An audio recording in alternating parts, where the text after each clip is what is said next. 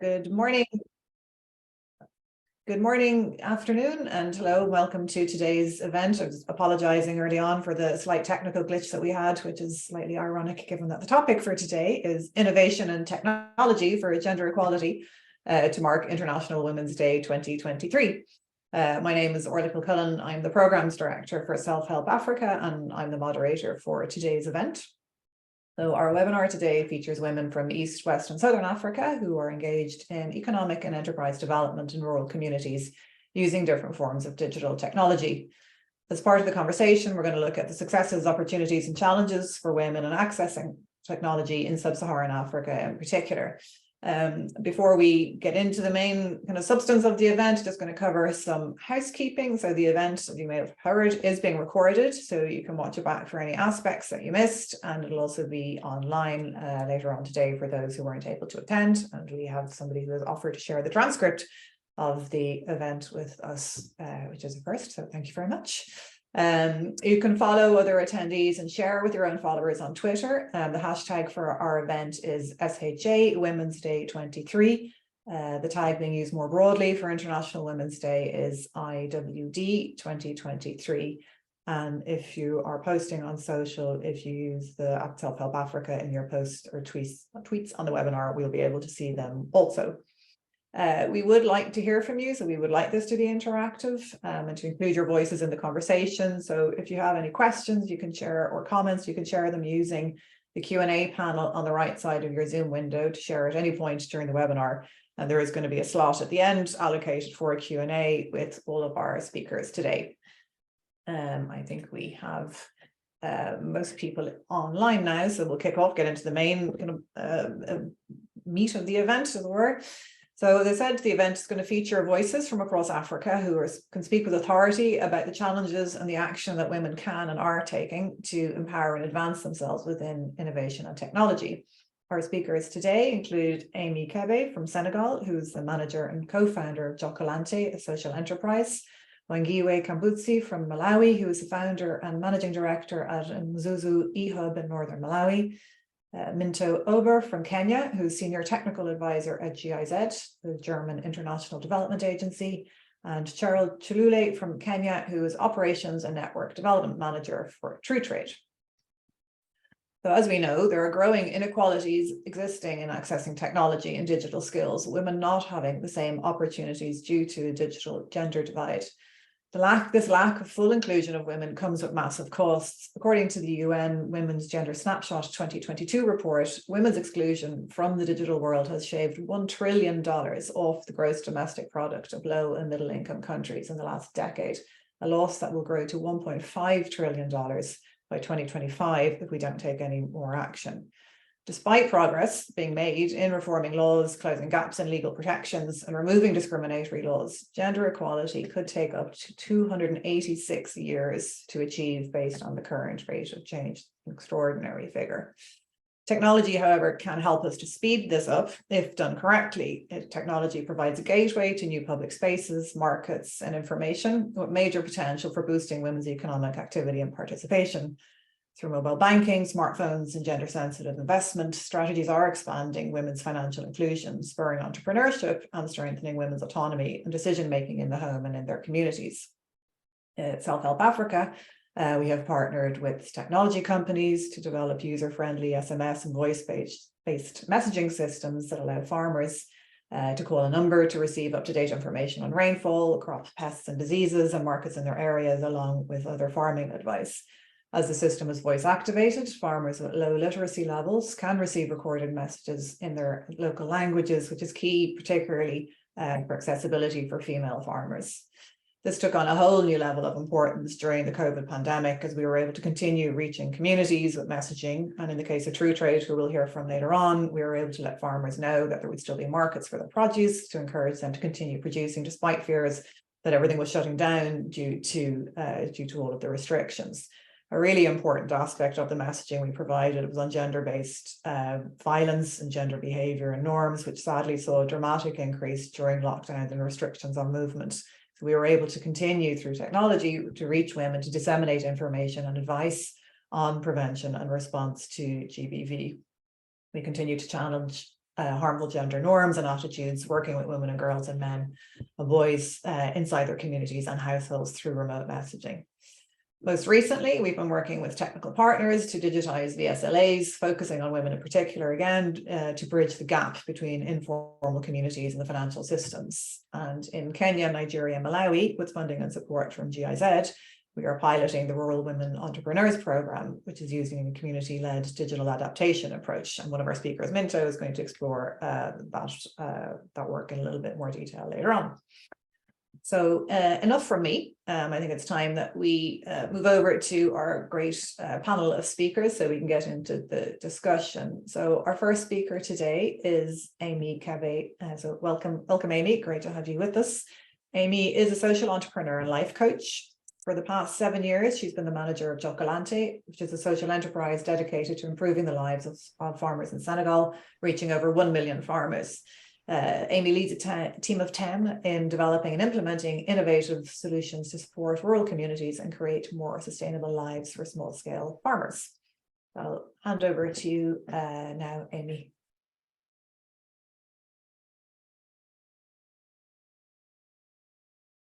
Oh, you're on mute, Amy. Can we unmute Amy? Yeah, I'm trying.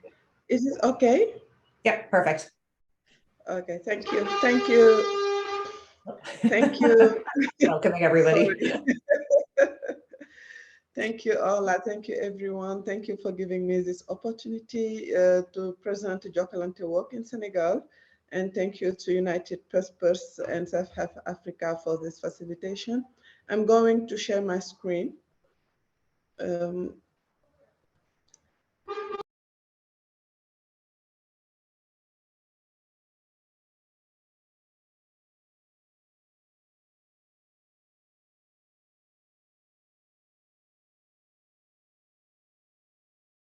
Sorry, Amy, sorry, you're on mute again. I don't know if we can do anything there. Is that all right? Yeah, go ahead. Okay.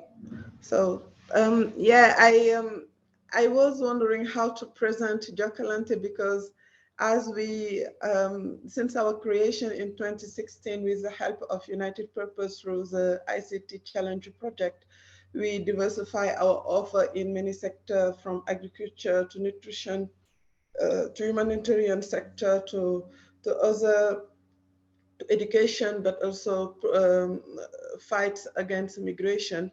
So I framed this presentation in a form of learning, just to show how Jokalante evolution in ICT products and services, the value of shared value, understands the role of shared value partnership in sustainability, but also the value of local actors in creating tailored and contextualized services, the challenge and solution to deliver digital services, and the value of moving from project to pay to use a paid product and services, and all our learning around women engagement, which is a special occasion for this day. Jokalante vision is to contribute to lasting positive change as leading provider to social impact digital, and especially mobile services in West Africa. In Senegal, it's most of 105% penetration for mobile in the whole area. So when we say mobile, it's not just a smartphone, but you can find simple mobile phone. And we move from 10,000 profile at the first year with the new ICT Challenger project, and now we have more than 200,000 profile in our database, and women represent at least 30% of this database profiles. And when we say profile, it is understanding farmers' profile, where they are living, their language, their preferred communication channel, they prefer information, so we can reach them and target them based on their needs and their preference. And our particularity, it was, we were the first enterprise in the agriculture sector to integrate an omni-canal platform with voices, that reach farmers in their local language and gives them the opportunity to give their feedback. Actually, as I said, we were created in 2016 with the help of United Purpose, Practical Action, SBC4D, who were part of Jokalante incubation for the first 3-4 years, and they still help us in understanding development sector and shape our offer to this target customer. We have now 10 positions with field agents that vary from 20 to 25 field agents based on the level of the project we are collaborating. Our platform, we start with voice, but now we have SMS, IVR, we integrate WhatsApp. We use and work a lot with radio to get the traction in these digital services. Community radio, now we partner at least with 117,000 community radio in the whole country in all local language. And I want to share a video of Jokalante. I need to do that. I need to, sorry. Le Sénégal est un pays riche de par sa culture et la diversité de ses ethnies, avec une multitude de langues locales, bien que le français soit la langue officielle. Cependant, presque 60% de cette population qui occupe aujourd'hui 3/4 du territoire ne maîtrise pas la langue française. Certains ne savent ni lire ni écrire. En amont, nous avons une infime partie de la population qui sait lire, qui est connectée et bénéficie ainsi de toutes les commodités. Cela découle d'un profond fossé social, commercial, infrastructurel et bien d'autres. Jokalante, une entreprise sociale sénégalaise, a décidé de relever le défi qui est de permettre à toutes les entités de communiquer à temps avec tout un chacun une information compréhensible et de qualité. Comment? En organisant des campagnes de communication et de sensibilisation via les messages audio en langue locale, directement envoyés sur mobile et en utilisant les méthodes traditionnelles de communication média telles que la radio communautaire, avec la possibilité pour les bénéficiaires de donner leur feedback. Grâce à nos solutions, un pêcheur peut recevoir des informations dans sa langue maternelle sur les conditions maritimes directement sur son mobile avant de s'y aventurer, et un agriculteur peut recevoir des informations sur les intrants et des conseils pour améliorer son rendement. Si vous voulez élargir et interagir avec votre cible pour pouvoir toucher toutes les couches de la population, quelle que soit la zone géographique, la classe sociale, le niveau scolaire et les infrastructures technologiques, et même évaluer les effets induits de vos actions, Jokalante est votre solution, parce que chaque voix compte et chaque décision est cruciale.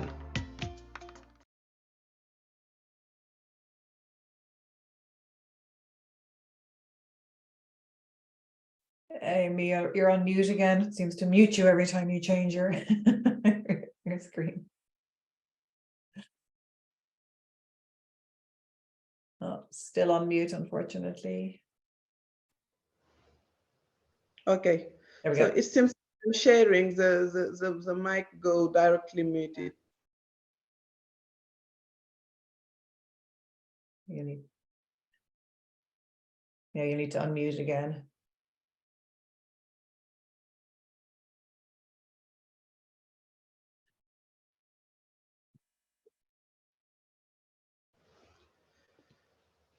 Okay. Ashling, could you put up the screen, Cheryl's or Amy's presentation, because it does seem to be automatically muting her every time. Yes, when I share, they go directly to mute. Is that all right now? Yeah. Okay, so to share Jokalante experience, we build a timeline of case study from Tikmai, which is the first project we work from Gates and managed by USAID funding, and directed and implemented by United Purpose, Practical Action, SBC4D, but Jokalante as a sustainable solution enterprise, but also who had the role of implementing the project, but also being sustainable for the service that we develop through this project. That's our particularity. that's the particularity of our history. And our role on this project was to strengthen farmer cooperative by providing personalized agriculture advisory services, but also accompanying them to improve service delivery to their member, integrate farmer feedback into service provision, and market linkages between rural and urban market. And one other key experience, just another key study from that is like we work after with Action Against Hunger to improve resilience of pastoralists by notification, reporting of disease outbreak, sharing price information, availability of agriculture product on market, and evaluation of use information and improved decision making. In the sector of climate dissemination information, which is now our main activity here in Senegal, we work with USAID Sincere to target farmers and fishers and provide climate information in local language through voice message technology, provide these farmer and local organization with the help of the meteorological agency, which we develop a public-private partnership and all this product we are developing is to increase resilience and adaptation to climate change for this rural audience, farmers, fishers, but also pastoralists. What did we learn is like platform and services had been donor and project driven, and as a result, from the beginning, it was free, and donor priority defines the service instead of client user priorities in our experience. And after that, we need to work to target beneficiaries and target customer to integrate their priorities in the offer of the service. ICT services by themselves are not always appropriate for promoting certain agriculture technologies, depending on the context. Example, certified seed, which is one of the key experience for Tikmbay, but also promotion using ICT of specific agriculture technologies must be accompanied by real life demonstration in the field. And that's also our approach to do all this behavior communication strategy in the field, directly person to person with farmer, using community radio to get the traction to this digital solution. And farmer profiles provide an important opportunity to better tailor messaging and deliver on-demand support and linkage to market and inputs. As I said, radio is still a key ICT platform, and radio messaging is what drives people use phone-based platform. If in the case of women, using ICT platform continue to be a real challenge, especially understanding access and control of device.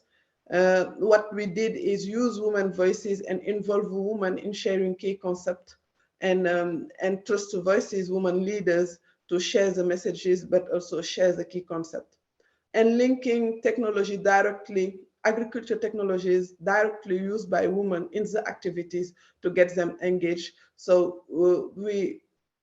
how I can say that, we choose directly the thematics that will interest women, use women voices, invite women during our radio program to get them engaged around the technologies and adopt the technologies we promote for them. And as a learning tool, clients are often slow to understand the value of ICT services and platform. And for example, cooperative understanding how to use profile to access new market opportunities, use ICT platform to promote new technology is not just a silver bullet. It must be practical and combined with capacity building, which also we are doing with local cooperative.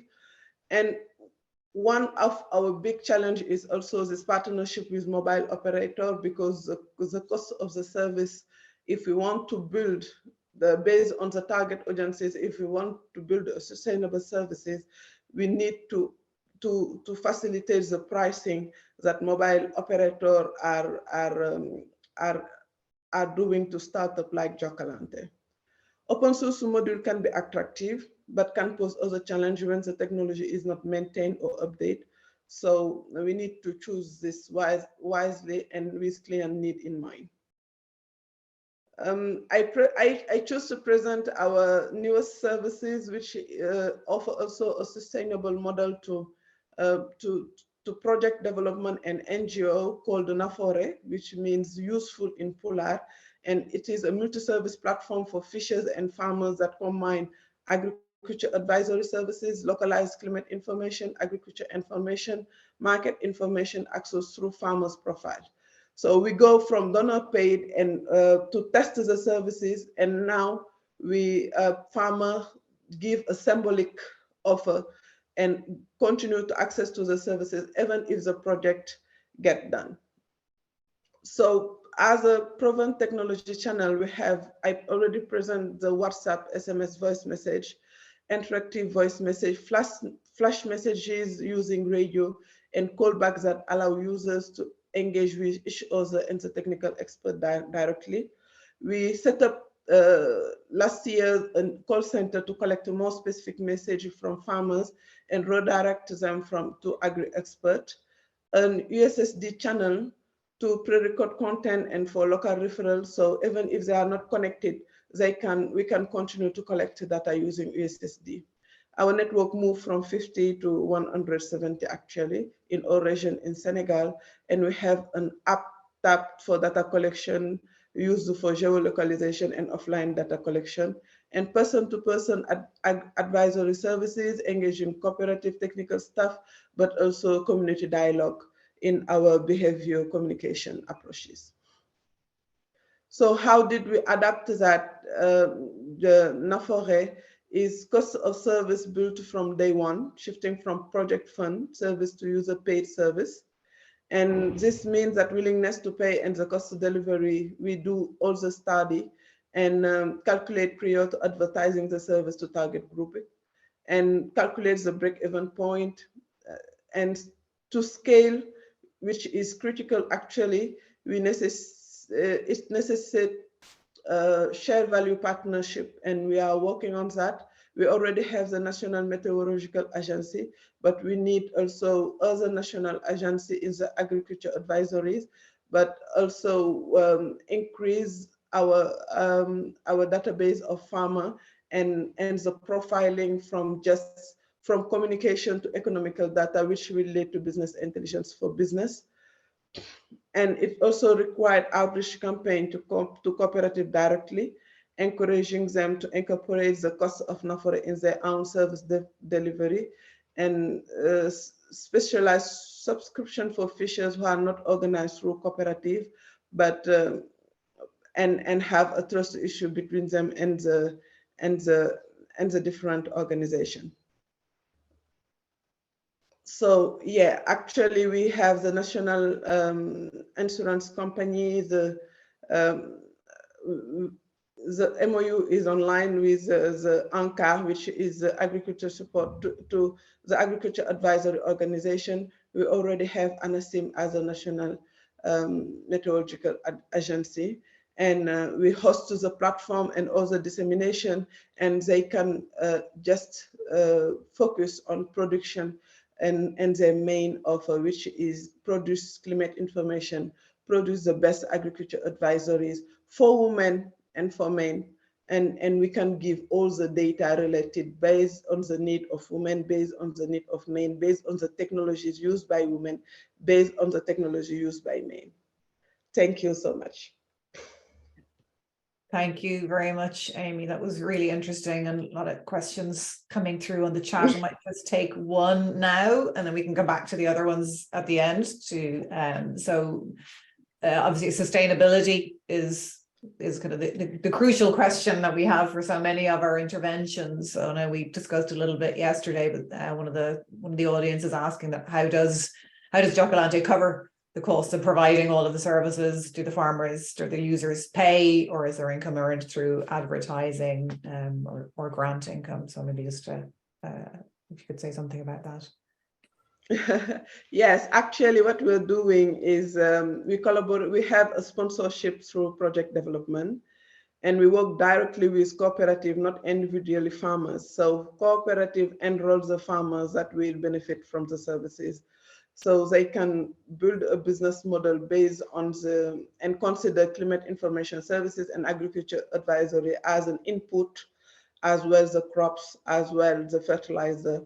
And that's how actually we are working. So the outreach campaign, the collaboration with local cooperative is a key aspect, but also, and I need to emphasize that what they are paying is not covering the service actually. They are paying like five less of the real cost of the whole expenses and all process we put to get them access to the services. So that's why the sponsorship, the partnership with project is key, and also develop new, more accessible channel. We will test, for example, if WhatsApp, how many farmers are connected, because if they are connected in WhatsApp, we can move most of them on WhatsApp. But women, the problem with climate information is like that's a short period information. So they need to take decision in a frame, and the behavior of connection is not 24 hours every day as you, as me. They connect in less time in a window. So we will continue to use USSD and field agents just to get the traction. And after all this learning, education, and showcase of the usefulness of the services, we will see how now we can build the price up or down, or how we can find another way to cover all the costs in a more sustainable way. Actually, that's why it's a key for us to collaborate with businesses. So maybe the cost for farmer, one part can be integrated to the subscription for business with access to this data from farmer. Great. Thanks very much, Amy. I think there are more questions coming in, but we'll move on to our next speaker and then we can come back. For people who are putting questions, could I ask you to use the Q&A function rather than putting them in the chat, because it's far easier for us to track them that way, because there are other comments being mixed in with the questions. So just to make sure that we don't miss any of them. So you can copy and paste them into the Q&A if you have already put something in the chat. So thanks, Amy. Next up, I'm delighted to introduce you to Wangiwe Kambuzi. Welcome, Wangiwe, who's based in northern Malawi. So she's the founder and director of Mzuzu E-Hub, which is an entrepreneurship, innovation and technology hub that was created in 2017. In 2019, Wangiwe was recognized as one of the most meaningful business in the top 100 for successfully combining profit and purpose to help achieve the UN SDGs and many other accolades, which are almost too many to go through at this point. So I'll pass over to you, Wangiwe. Welcome. Thanks, Ola, and hi, everyone. It's afternoon on my end, but probably good morning for others. I'm so happy to be here, and thanks again, Ola, for the introduction. Very profound. So again, my name is Wangiwe Kambuzi. I'm the founder and managing director for Mzuzu E-Hub, which is an entrepreneurship, technology and innovation hub based in Mzuzu City, which is in the northern part of Malawi. So my presentation basically will just give a highlight on the background of the organization, and also a project that we're working on that is basically advancing adoption of technology and innovation for youth and women, as well as youth and women-led enterprises that are emerging across Malawi. So in terms of the hub, basically we have been existent from 2017, but we began our operations in 2018, and currently we have about 14 employees. We do have about 5 years experience in providing business development and technology integration interventions in Malawi, but mostly focused on supporting livelihood sustaining enterprises. So these ones are mostly youth or women-led. They have less to no capital, or are either looking to raise between $500 to $5,000, and also dynamic enterprises, which are more or less at a scale-up phase. So they do have a product or service on the market, and they're able to generate at least $1,000 a month. At the same time, they're also looking to raise scale-up capital financing, which is between $5,000 to $50,000. And in terms of the sectors, we do have a majority in agriculture. So about 60% are in agriculture, mainly because Malawi is actually famous for being an agri-based country, but we are trying to promote other sectors. So the other minority falls under renewable energy.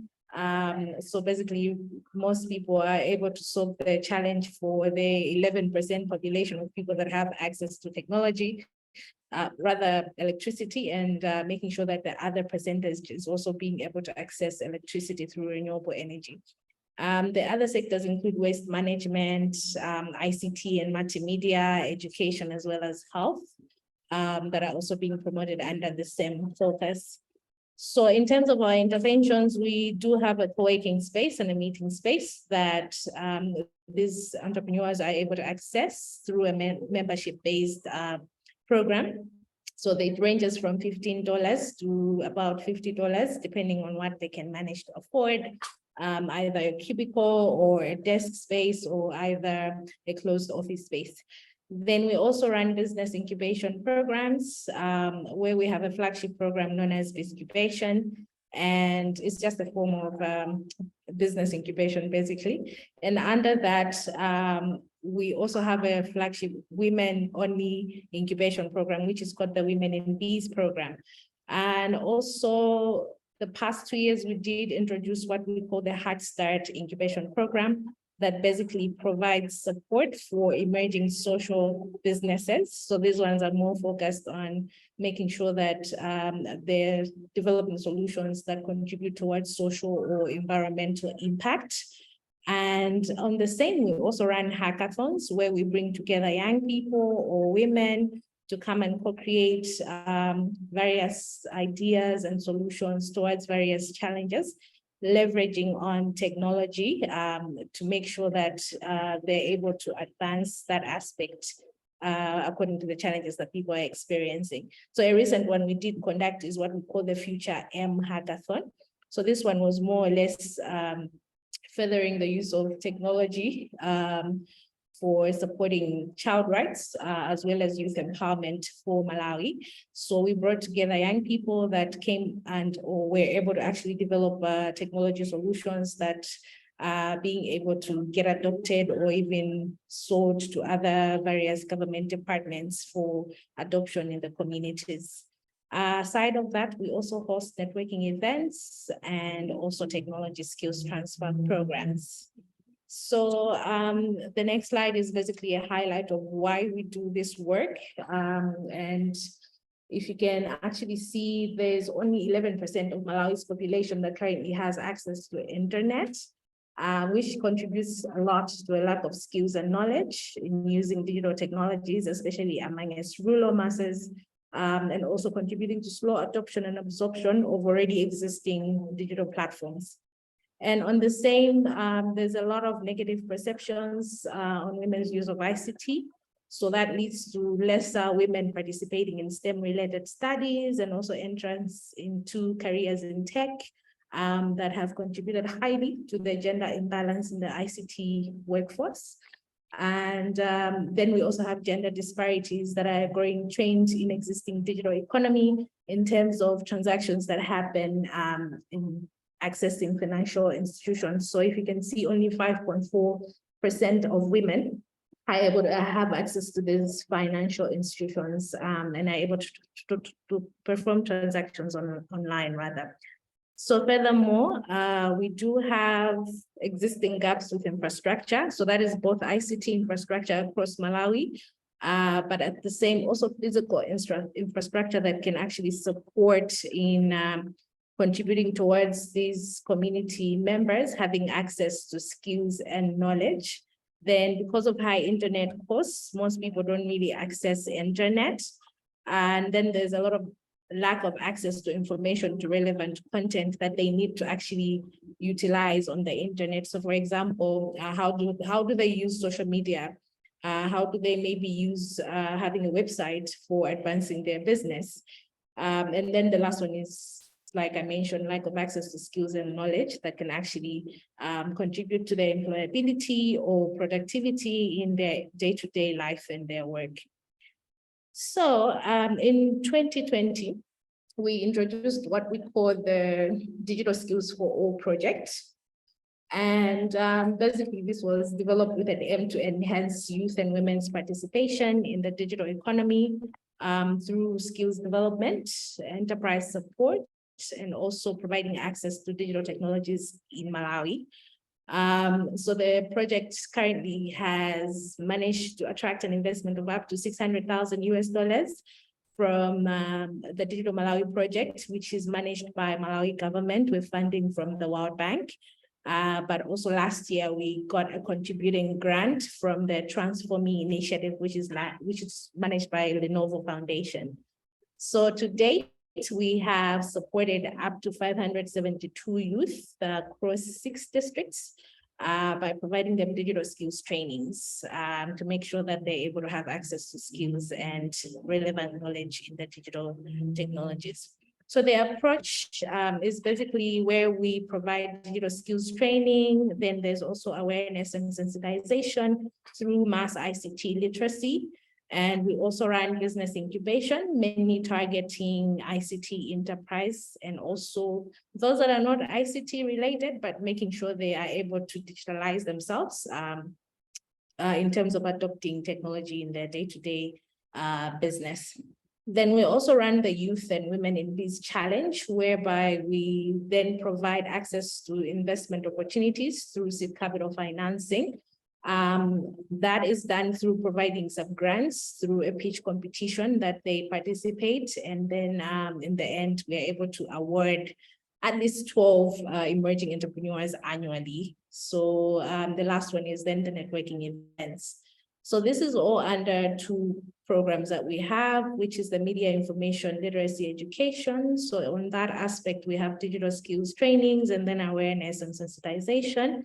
And then the incubation has the business incubation ICT enterprise support, and then Youth and Women in Biz Challenge. So because there was also high demand in managing this project, because first of all, we're running it only in the north. There was a lot of demand from other regions like Central Region, Eastern and Southern. And this year, we've decided to actually open it up as a hybrid program, especially the incubation program, where we're able to actually provide the incubation support through virtual support and also physical workshops that then they'll be able to attend directly at the hub.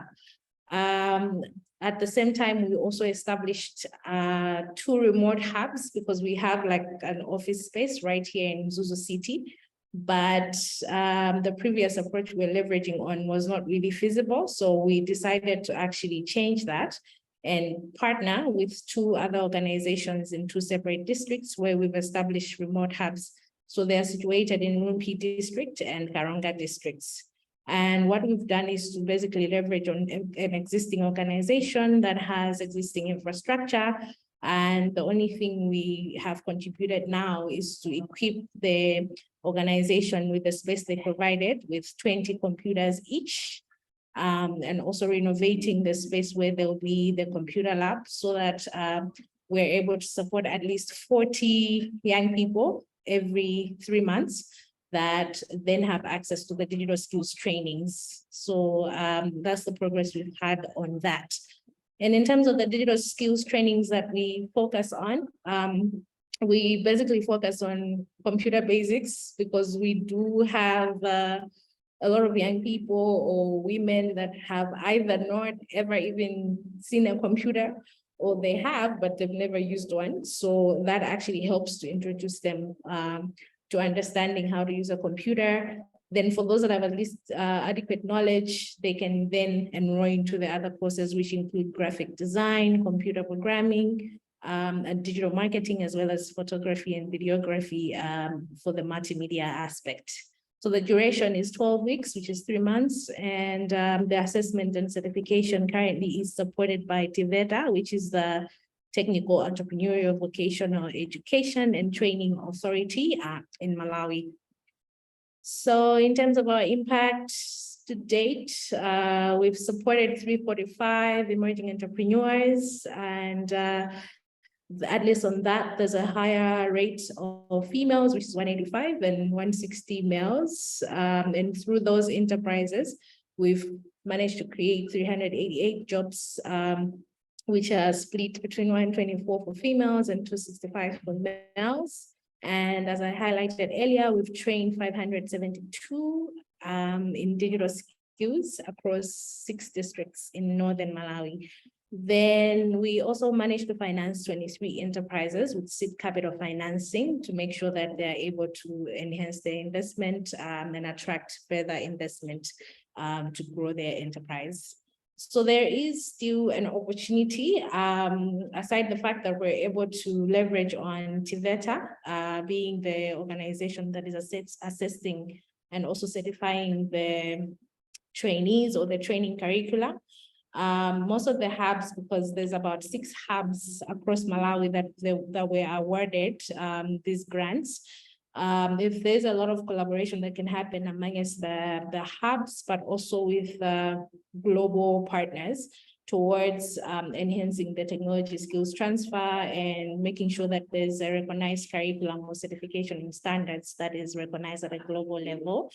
And also basically digitalization. On this one, we have developed an e-learning platform for extended reach, which is something we're also providing for other organizations. I think I will post the link in the chat for the application which we developed. It's mainly for those that are looking towards learning entrepreneurship and also looking to learn at a self-paced approach, not really maybe enrolling into a specific program or not, because we realize that not everyone can manage to come to the hub or maybe enroll into a specific program, but if they're willing to do it on their own, then they can basically have access to that.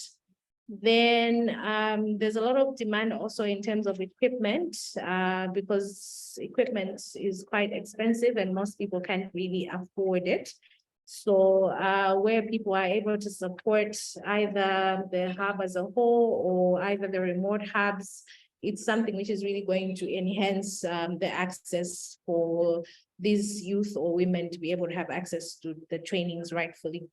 Then with the approach we took in establishing the remote hubs, it's quite feasible because it uses a very collaborative approach. We don't have to go and develop specific infrastructure, but we leverage on organizations that have existing infrastructure to establish these telecenters where we just mount the computer labs and people are able to have access to this digital skills trainings and other program interventions. So I will stop there, and yeah, happy to take any questions. I have also shared the link for the distribution application, the e-learning platform that we developed for the entrepreneurs.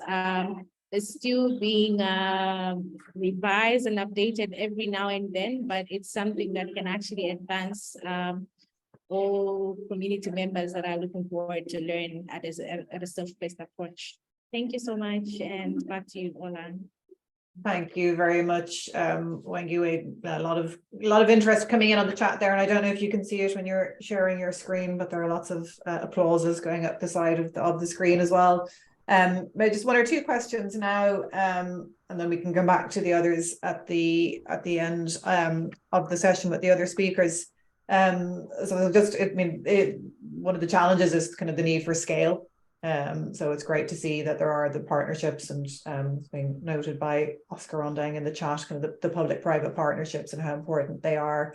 But it's also about attracting women and girls into tech, because the percentages we see of women's involvement or maybe interest is very low. So how do we encourage the uptake of digital services and technology in the young and the not so young women?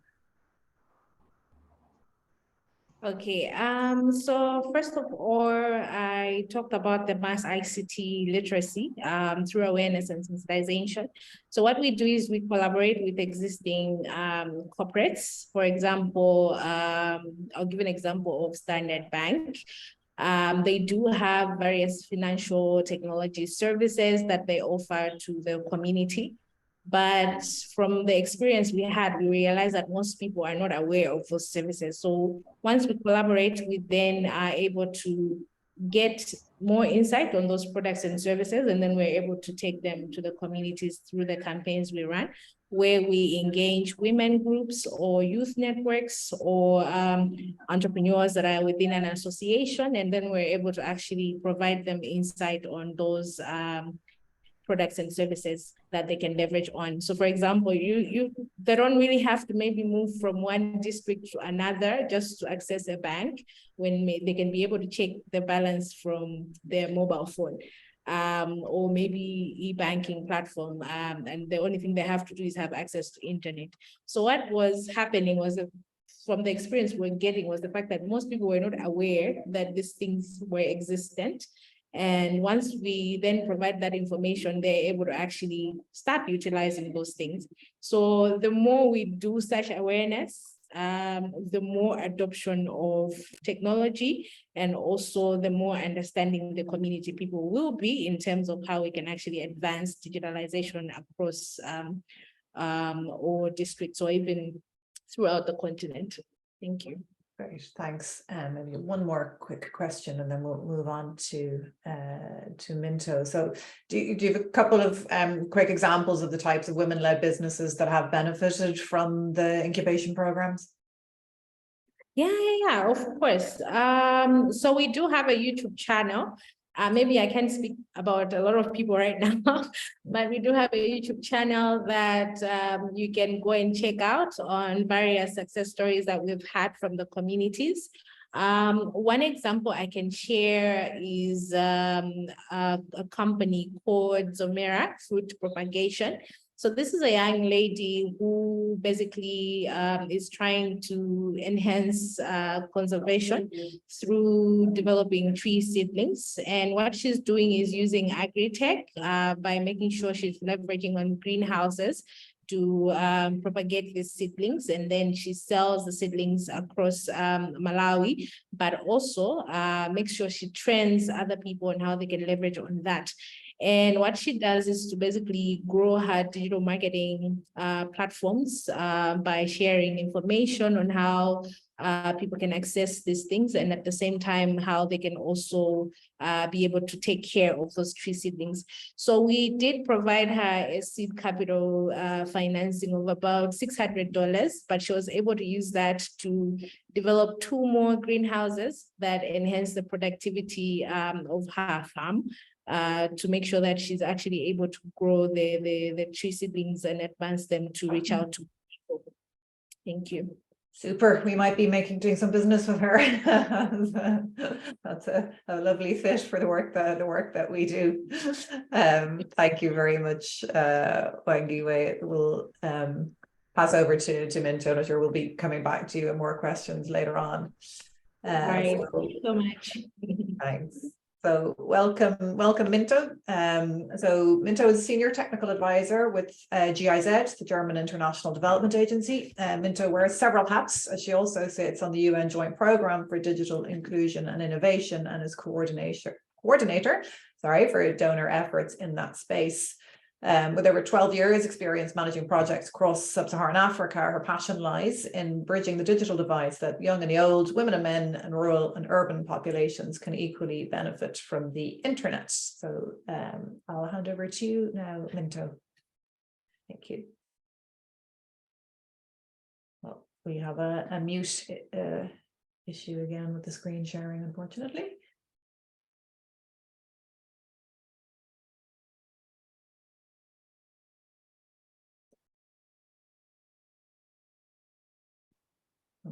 Ashling or anybody help on that?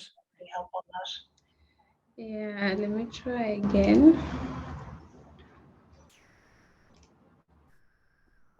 When we're doing a webinar in digital, does digital technology, is it letting us down?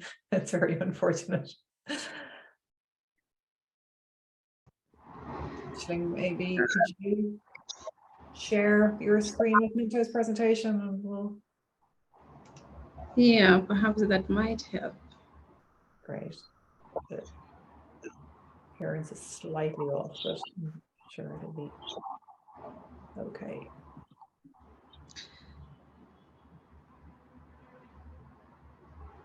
Okay. How's that? Okay. All right.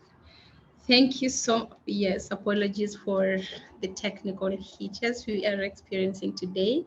I thank you, Shah team, Ola, for having me here and everyone joining in this conversation. I'm happy to contribute to this year's International Women's Day agenda for Embrace Equality and to specific theme on innovation and technology for gender equality. Today's discussion, I want to focus a bit more on the Rural Women Entrepreneurs Project that we're doing with the Self-Help Africa Group, which is domiciled under the Digital Transformation Center project. So just a bit of overview of the Digital Transformation Center project that we are doing here within GIZ, Kenya. So DTC, which is housing several projects, one of them Rural Women Entrepreneurs, is an initiative of German Development Corporation, co-financed by the European Union, established to support countries' digital transition towards sustainable and human-centered digital economy and society. So we operate in two fronts.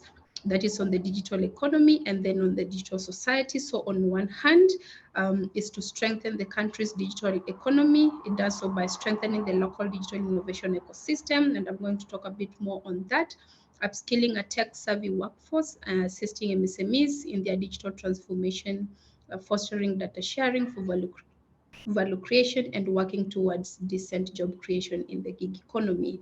And then on the other hand, DTC seeks to strengthen an open and inclusive digital society. In the realm, it explores how emerging technologies like artificial intelligence can be used for socio-economic benefit. It builds capacities on data privacy and security to increase consumer trust in digital products and services, and works on digitalizing public services delivery in a user-centric way. So across all our activities, we focus on bridging digital divide so that young and old, women and men, rural and urban populations, persons with and without disabilities can equally benefit from the internet, which aligns very well with this year's theme of embracing equality.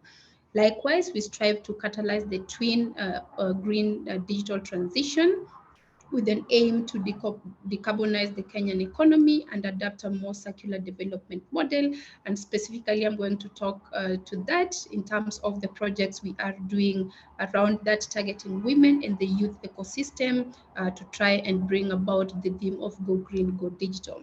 So against this backdrop, DTC, we can say, is structured into 2 components and 8 focus areas.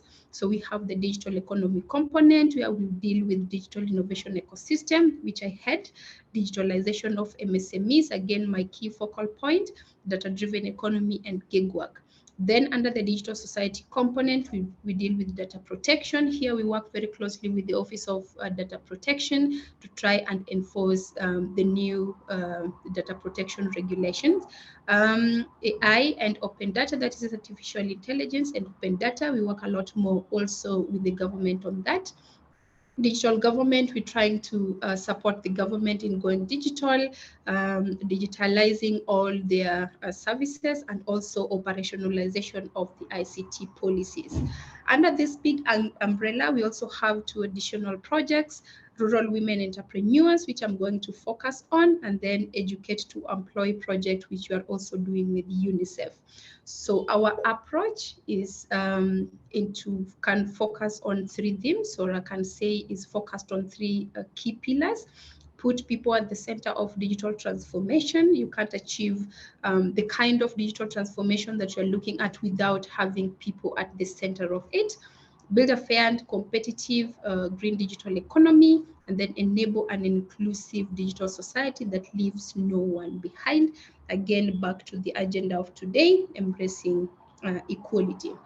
So before I talk a bit more on the Rural Women Entrepreneurs project that we are doing, perhaps to just give a bit of, the background and the context, as in why are we doing that particular project, what has resulted into us focusing on that. And in line with our theme for this years of innovation and technology for gender equality, I want to focus a bit more on the digital divides that exist, especially in the Kenya ecosystem, and how some of the projects that we're doing within the Digital Transformation Center are aimed at bridging that particular divide. And so on the digital divides, a bit of an overview of that. Currently, a number of the government services actually, and also in the private sector, have gone digital. We've seen education going digital, healthcare going digital, workforce development, finance and government, all moving online. So access to the internet and digital skills and for the devices that are needed for the workforce and or the population to actually access these services are no longer luxuries, but essential basics, right? And so, however, ensuring access for all still remains a distant reality. So nearly, if you look at this from a worldwide perspective, 2.9 billion people were offline in 2021. This was during the peak of COVID pandemic. In the same year, only 62% of the male population and 57% of female were using the internet. And out of all the regions, the gender-based digital divide was most pronounced in Africa context, with 35% of men compared to only 24% of women accessing the internet in that time period. Now, this digital divide, initially attributed to underdevelopment, is globally prevalent despite the advances in expanding the reach of technology, digital skills, and the internet. It's of great concern, therefore, because it prevents certain people, such as those from low-income households, senior citizens, single parents, children, and educated minorities, and women in particular, and residents of rural areas from adequately accessing the wide variety of resources offered by digital transformation, and women here are the mostly affected. Now, causes of this ranges from, high prices to lack of knowledge and skills gaps in infrastructure. And in today's discussion, I'll dwell a bit more on the three types of digital divides and how the project that we're doing under the Rural Women Entrepreneurship Project is trying to bridge that particular gap. So in terms of the divides that I focus on today is on the access divide. That is where possibility of people being able to access a resource. This is more of infrastructural. It's more high level, with the government needing to lay the infrastructure and the internet service providers also doing their work in laying the foundation and infrastructure. Then we have a more pronounced one, user divide, where the populace lack digital skills, which then impedes their use of technology. For example, in the recent research indicated that in 40 countries, more than half of inhabitants do not know how to attach a file on an email. It looks trivial, but if you juxtapose this and project it in the total population, and especially to the underprivileged population, then it starts becoming a great concern, especially in the age where everything is going digital. Now, under quality of use gap, this is where people have digital skills or some digital skills to use the internet, but not the knowledge to get the most out of it. Now, we see this happening a lot, and in the Kenya ecosystem, we see a lot of organizations actually doing digital skills, trainings here and there, but the deep dive in terms of how does the populace then get the most out of internet is still not quite there. And so under our rural entrepreneurship project, which I'm going to give a bit of an overview, we're trying to merge, we're trying to solve the issues of use gap by equipping the target group with the right skills to be able to actually leverage the internet, but also making sure that it's not just skills, but also a skill set that allows them to get the most out of the digital transformation journey that we are starting with them. And so an overview of the Rural Entrepreneurs project that we're doing with Self-Help Africa a group in the Nakuru and Nyandarua counties of Kenya. Our overall goal is to build the adaptive capacities and resilience of rural communities in Kenya, Nigeria, and Malawi to the food and climate crisis using the women-led social enterprise model to facilitate digital skills building and service delivery. Now, this pilot, we had already piloted this project in Bangladesh, and I'm happy to see in the chat section, we have a number of audience from Bangladesh as well. The pilot of this project is to test the efficacy of the model to close the gaps in essential service delivery and access for women and vulnerable populations, while positioning women entrepreneurs as the change agents for adaptive practice and women's economic empowerment, right? And so in the Kenya context, we are going to work with 75 formal cooperatives that are structures that are serving about 375 women and a total population of about 60,000 individuals. So in the 3 countries that this project is going to be piloted, in Kenya, we're going to work with women entrepreneurs within the dairy cooperatives and mobilize them to use digital nutrition promotion to expand local markets for nutritious and agroecological products. In Malawi, we're going to use existing women savings and business groups developed and develop new enterprise strategies building on health outreach as social marketing tool for agroecological products and digital health services. And lastly, in Nigeria, we're going to use existing women's clubs linked to professional telemedicine services to use digital health and well-being campaigns as a social marketing tool for a locally produced basket of goods. And so what is our approach for inclusive digital transformation, and especially within the Kenyan context? Now, within the Rural Women Entrepreneurs Project, we are looking at digital transformation, not the end product, but a vehicle for us to achieve this success. And so our approach and strategy, we start with early engagement with the digital service providers.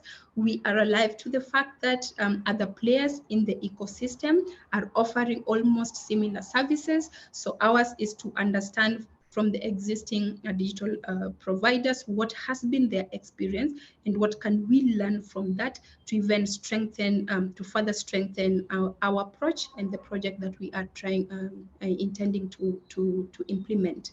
Then collaboratively do market assessment, identification to identify opportunities for existing solutions amongst under-resourced populations. And as I have mentioned, this is in the Nakuru and Nyandarua counties. Then we're going to work very closely. Actually, the women business centers, or the women is our cornerstone here. That's the fulcrum of all this project, to work with them to deliver market-driven digital solutions with technical support from solution developers. And then finally, we're going to have digital nutrition solutions that provide the basis for the social marketing strategy of women in business centers and broadly support the improved nutritional self-provisioning of rural communities. So there's going to be a very, and I'm talking more in the, what's the term? In the near future tense, sort of, because we are at a very foundational stage of the implementation. We have just begun the formation of the groups for the women centers, and we are putting structures together, talking with different stakeholders, government operatives in Nakuru and Nyandarua counties, other stakeholders in the ecosystem on what exactly has worked for them and what can we improve. So it's more of a collaborative approach, working together with different stakeholders in that particular ecosystem. And so just to paint a picture of what our model look like, we have the cooperatives at the center because that is our entry route for these particular communities. We are happy also to be working together with Calro in this, which is already in the ecosystem. So we are piggy banking and already set up a sort of ecosystem that has very solid structures in terms of their workings with the cooperatives, and Self-Help Africa Group already has a rapport with the community in terms of the previous project that they have done with them. So at the center, we have the cooperatives, which is our inroad to the women communities that you're going to work with.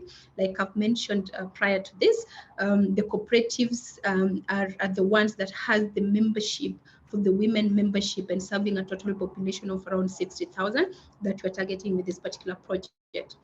Then we have the government to sort of offer the social protection, to give the policy support and coordination. So in our stakeholder and initial market assessment, we have realized that the government is already having a very strong focus on matters nutrition in those particular counties. And so it's more of working very closely with them in terms of understanding what has been happening in that particular space already and what can we do to strengthen. So it's more of a collaborative approach. And then we have communities, and here the project is more of a community-based, community-facing project. And so the involvement of communities members here to help with social marketing, products promotion, and to adopt the ecological practices that we're going to train them is very key for us. And then we have the women business centers, which is our fulcrum in terms of the implementation of this particular project. It is through them that most of these approaches are going to be implemented. So they are going to be the ones training on behavior change, technology support for service delivery, community outreach and coordination, and then investment in enterprise activities. So this is going to be done mostly by the women business centers that we are targeting. And then lastly, of course, partnership with the private sector, to understand already what are they doing and how can we join forces. So as understanding the nutrition value chain support, what can they bring on board, and other aspects of strengthening the program. So the women enterprise groups provide a unique opportunity to bridge gaps in inclusive digital transformation in rural communities as facilitators. So complementing market-driven livelihood opportunities, women entrepreneurs will explore new ways of reaching new customers and building a culture of collective agency, especially for women. Right. So what is our approach in terms of scalability and sustainability? So I've talked to the idea of collaboration in terms of what we're trying to do in that particular facet. How we are going to integrate the different market assessments and collaborative design processes into the pilot itself, and how to test it for new strategies for community leadership. I've talked about the women-led social enterprise in terms of how are we going to anchor our project within the women-led social enterprises and ensure that even after the implementation period of the project, a lot more can be done and continues to be done. So women-led social enterprise and the women business centers create new opportunities for integrated programming, and then intended to be customizable platforms for community-driven development. So our agenda is to form the base for the women-led social enterprise, and different players in the ecosystem can then come back and build on that. Right now, we are starting with the nutrition promotion a project in Nyandarua, Nakuru, but there could be other projects that can be built upon the foundation of women-led social enterprise that already we are setting.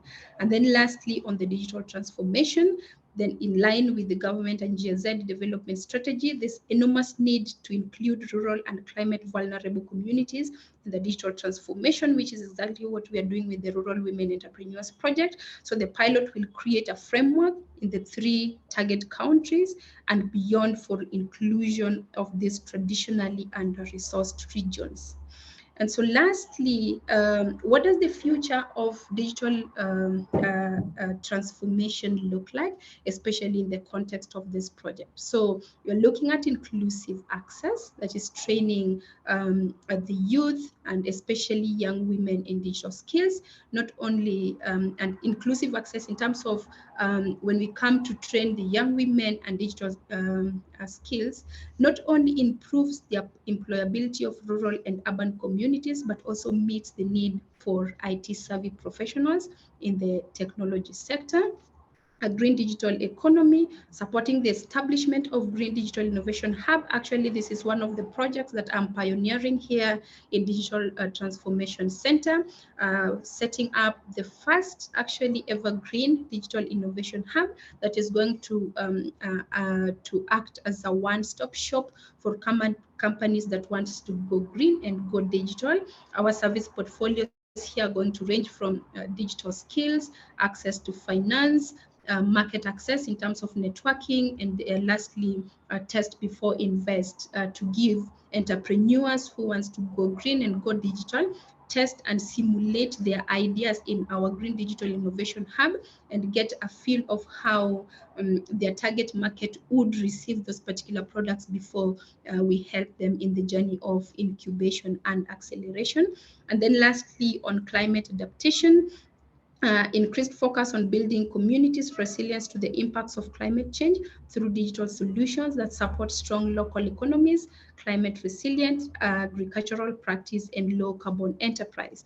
And so in conclusion, based on the 3 divides that I spoke to, that the access divide, the use divide, and of course the quality of use gap, within the Rural Women Entrepreneurs Project, we are focused more on bridging the gap, especially within Nakuru and Nyandarua counties, on use gap and quality of use gap by ensuring that these women get the right knowledge to offer, to do nutritional products promotion and to expand the products portfolio that they're currently developing. So I'll stop there and return the mic to Ola. Thank you very much, Minto. That was a great presentation, and thank you again to GIZ for the support for the program. It's great to see the public-private partnership aspect coming up again, because it really does need to be a shared initiative and effort to bridge the divides that are there. Again, lots of questions coming in, and it's great to see people reaching out and looking for networking opportunities and being able to support this initiative and the work by Mzuzu E-Hub in Malawi. So we're getting tight on time, so maybe just a quick question is just in terms of that private sector engagement and how integrated they are into the RWE work as it stands.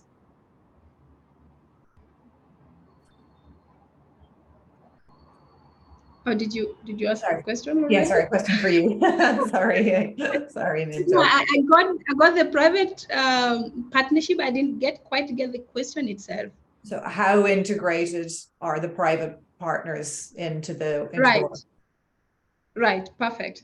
So like I've mentioned, our intent is to work very collaboratively with different stakeholders in the ecosystem, private sector being one of them, and of course the governments. And so how we are planning or how we are currently doing that.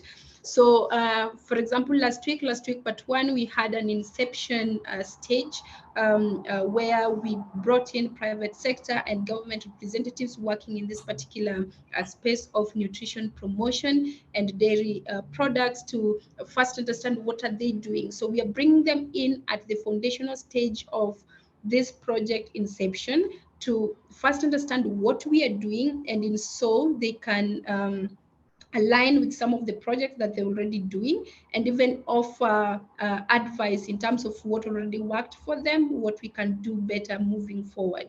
So we are very intent at not working in silos, but working very collaboratively with the already stakeholders in the ecosystem, and walking this journey with them, learning from their experiences and building on that to create something sustainable and scalable. Great, thank you very much. And just for the kind of wider audience, it is, as Minta said, it's a pilot project. So we've taken the program from Bangladesh and we're trying it in a very different context. So come back in a year's time and we'll report on we hope to be the successes of year one of the pilot, and that we'll be looking at future stages.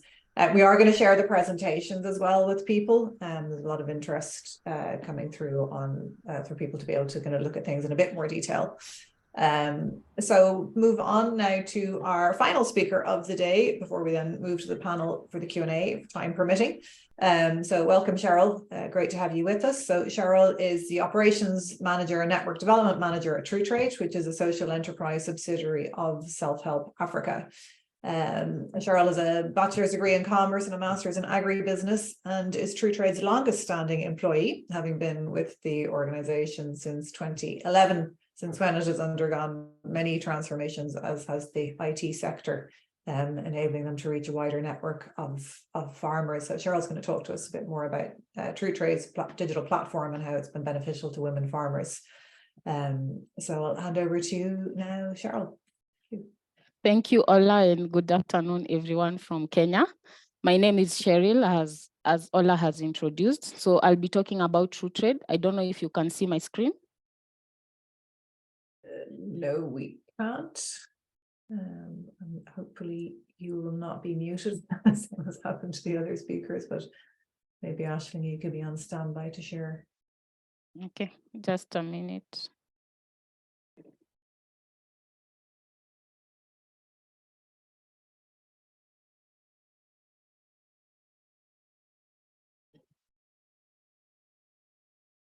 Right, yeah, we can see that now.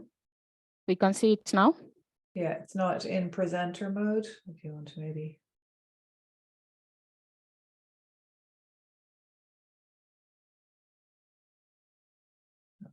We lost it now.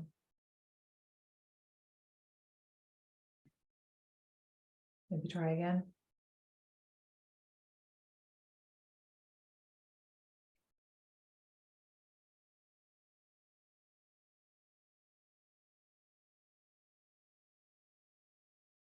Lovely.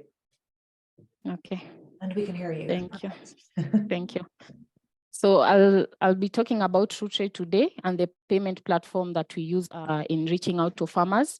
Just to set the scene for TrueTrade, we aggregate produce from farmers. We provide market access to smallholder farmers in Kenya.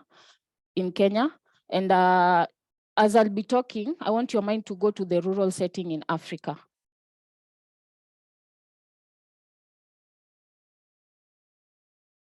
So TrueTrade was established in 2012 as a trading arm of Self-Help Africa to provide a route to market for the smallholder farmers.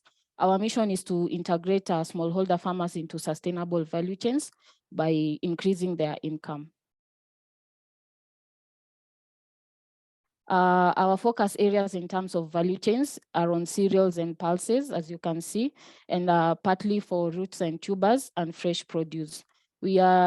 We operate in areas where there is high production of produce. In Kenya, we are in Western, Eastern, and Central regions. And our client base include processors, millers, exporters, and distributors. So the way we operate at TrueTrade, we acquire LPOs from our clients who are looking to get produce that is quality, that they are able to process and produce products that are going to be accepted by the market. So at farm gate level, we pick and pay.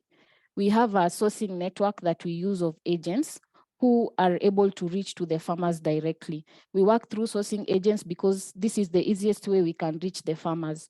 So once we access the produce from the farmers, we have a mobile application that the agents use to request for payment for the farmers. We capture their their name, location, and the quantity that has been checked in terms of quality.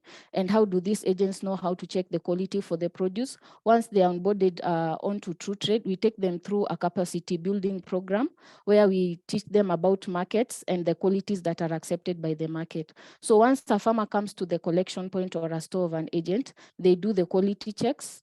They trigger the payment using the mobile application, and within 15 minutes, the farmer receives their money. And before receiving the money, they receive a digital receipt via SMS. And the SMS is just to describe the quantity that the farmer has given TrueTrade, and the price that the farmer is receiving, and the amount that the farmer will receive from TrueTrade.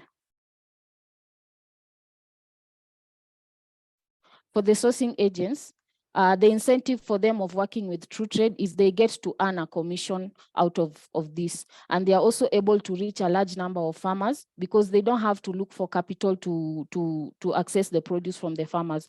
TrueTrade provides the trade finance of buying the produce from the farmers. So we take the trade finance risk and the quality risk. So by the time the produce gets to the farmer, we have done our quality checks, and the farmer does not have to wait for TrueTrade to get the payment from the client for us to pay them. So the payment within 15 minutes enables them to go and tackle other issues that they may have with the money, like the household expenditures such as health, nutrition, education, and medical. And they are also able to plan for their next production in the coming season.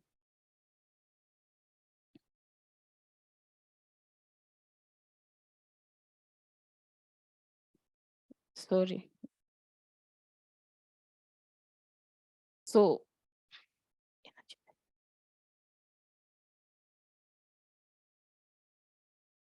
I'll talk about some of the women that we are working with in Western. This is Roslyn Stiama. She's based in Matayo sub-county in Busia County of Kenya.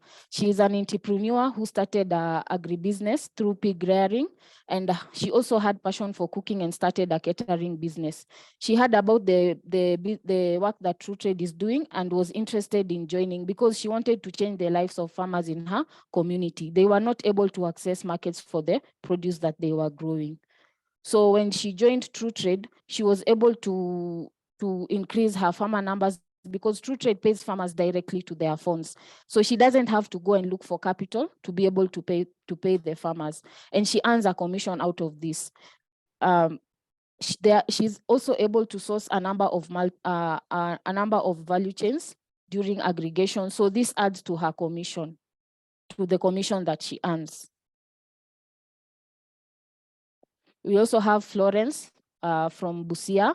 She's also one of our agents, and she started out as an aggregator, but had challenges in her business because she lacked capital and she could not provide enough access for market for her farmers. Through TrueTrade, she was able to increase the volume that she was accessing for her farmers, and her farmers were happy because they were getting paid on time, so they were able to go and do other businesses with the money. Florence and TrueTrade have been trained on business management, where they learned about marketing and financial record keeping. Working with them has enabled them grow their farmer base by about 50%, and the commission she has earned grow her business where she registered an agrovet. The same case with Siama. So they are providing two services for the farmers. They are providing a marketing service and an input service. So once the farmers come to their collection points and they do the quality checks and they get paid, they're able to go to the agrovet to access inputs so that they can plan for their next production. This commission that the agents are earning, it's just an additional income to what they are doing. They've been able to also hire sales agents, thereby creating employment.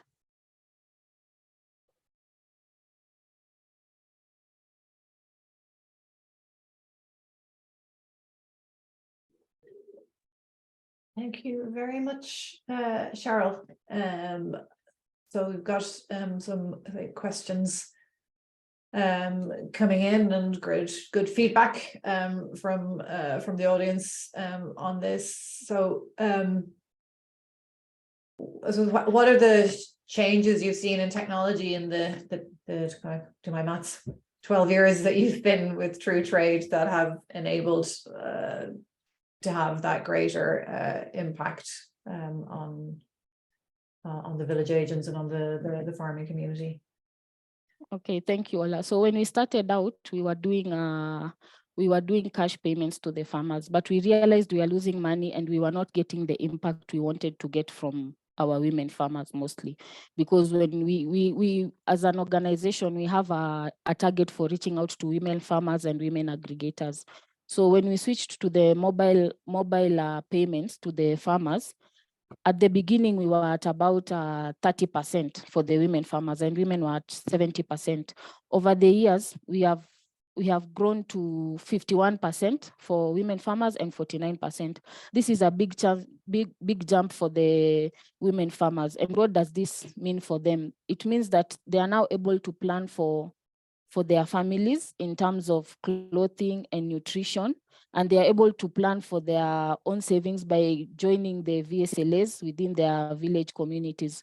So there's been a very huge change, but this has not come easy because it took a lot of convincing for us to have these women be able to accept payment through their phones.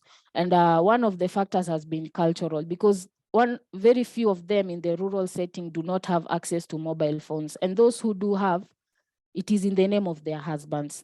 The way the mobile operations work in Kenya, when you register your mobile number for payments, you have to go with your ID. So if you send money to any mobile number, the person has to go with a national identification to withdraw the money. So you would find women are left out because of this, because in many households, it is the men who own the phone. But after a lot of encouragement and making them see the benefits of them being able to receive the money directly, we have seen some growth and we have seen some changes in these women. Many of them have been able to open up businesses along agribusiness. Some are doing cereal shops and others are doing agrovets, others are doing retail shops, and others have even become mobile money agents. Okay, fantastic to see that. Yeah. Those changes.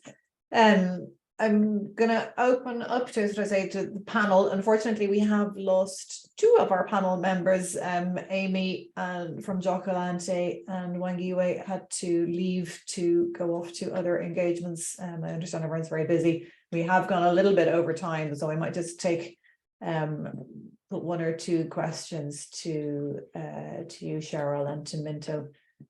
Sure. If that is okay, if you can stay with us for another minute or two. Right, go Minto to you first. So a question in on the government engagement with the rural women entrepreneurship program. So what are the, tying in with that issue of public-private partnerships that are so important, what were the enablers that provided by the government to support the project, and are there any challenges then that come also from working with government? Right. So, so like I mentioned, we are at very foundational stage of the setup. And so not many challenges to be reported as of now, but in terms of the enablers, for example, when we approach the government, the county government of Nyandarua and Nakuru with this proposed model and what you're trying to do, one of the things that they made readily available is that they have resources already targeting nutritional promotion. And so the question is, how can we work together to strengthen this?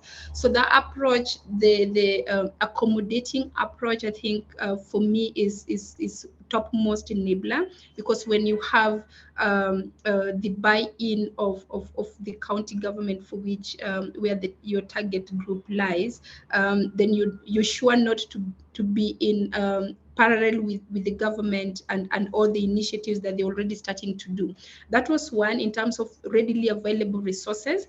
We also learned that the government is what's the term? They already have more of a developed curriculum touching on the nutritional composition, I think, and component of the products that we were trying to target. So ours is more into the dairy aspect, but then also with the plan to diversify this perhaps in the kitchen garden and those other extra ecological, agrological aspects as well. So the government has this readily available, and their ask was, when do you need this? When do you want to improve this? And so those are enablers that are already helping us have pace and set a very strong foundation, even in the continued working together with the government. And so in terms of challenges, none that I can say for now. The reception has been very welcoming. The idea has been very embraced. And I think there's a lot more that we are potentially going to do together with them.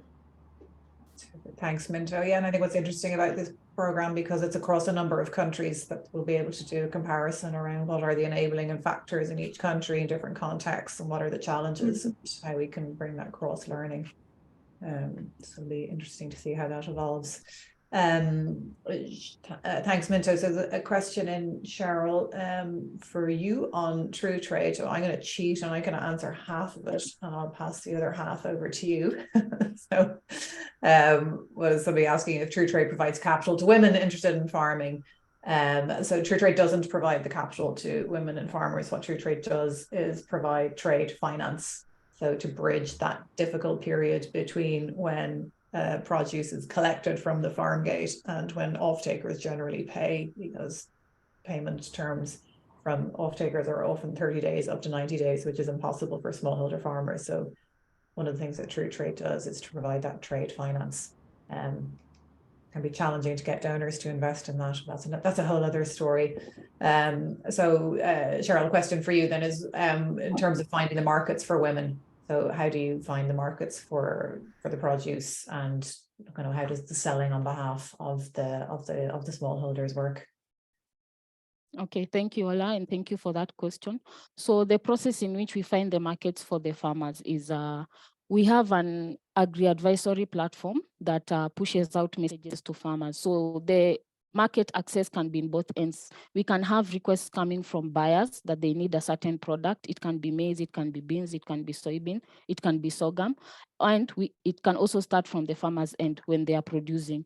So we have field officers who we call area managers on the ground, who are constantly mapping and in communication with the sourcing agents and the farmers in the different stages of production. So let's say that they've planted beans and the season is about to start. We start sending out messages to the farmers on post-harvest handling matters, in which they should handle their beans once they harvest.